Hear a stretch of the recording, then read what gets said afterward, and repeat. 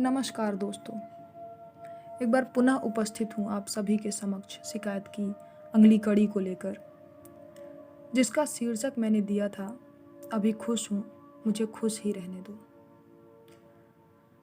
सामान्य रूप से हम कवियों के साथ एक समस्या होती है कि जब भी हम श्रृंगार या वियोग की कोई रचना प्रस्तुत करते हैं तो हमारे मित्रगण ये अंदाज़ा लगाते हैं कि आवश्यक रूप से ही ऐसी कोई परिस्थिति हमारे साथ भी हुई होगी, तभी तो हमने शब्दों को पिरोकर कविता बना दिया। पर मैं यह पूरी तरह से आप सभी को यकीन दिलाना चाहूँगी कि ऐसा ज़रूरी नहीं होता कि हम हमेशा अपनी ही भावनाओं को कविता के माध्यम से व्यक्त करते हैं।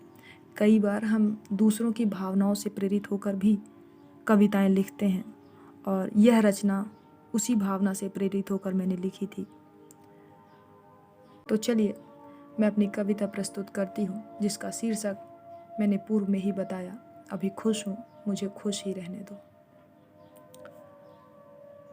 अभी खुश हूँ, मुझे खुश ही रहने दो। अभी खुश हूँ, मुझे खुश ही रहने दो। थोड़ा चुप रहो, ये महसूस करने दो।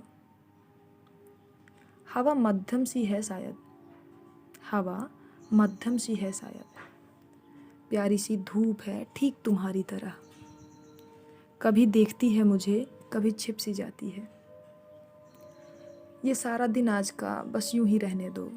थोड़ा थामो मेरा हाथ फिर वैसे ही, थोड़ा थामो मेरा हाथ फिर वैसे ही, और महसूस करने दो। अभी खुश हूँ, थोड़ा खुश ही रहने दो। ठीक सामने एक तालाब है, ठीक सामने एक तालाब है।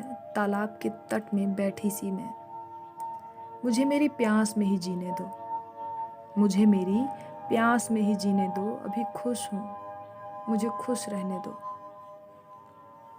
तुम दूर ही सही, मजबूर ही सही, तुम दूर ही सही, मजबूर ही सही। तुम्हारी यादों से लड़ती झगड़ती सी मैं, मुझे इस याद में ही रहने दो, मुझे इस याद में ही रहने दो। थोड़ा थामो मेरा हाथ और ये महसूस करने दो। अभी खुश हूँ, थोड़ा खुश रहने दो। धन्यवाद।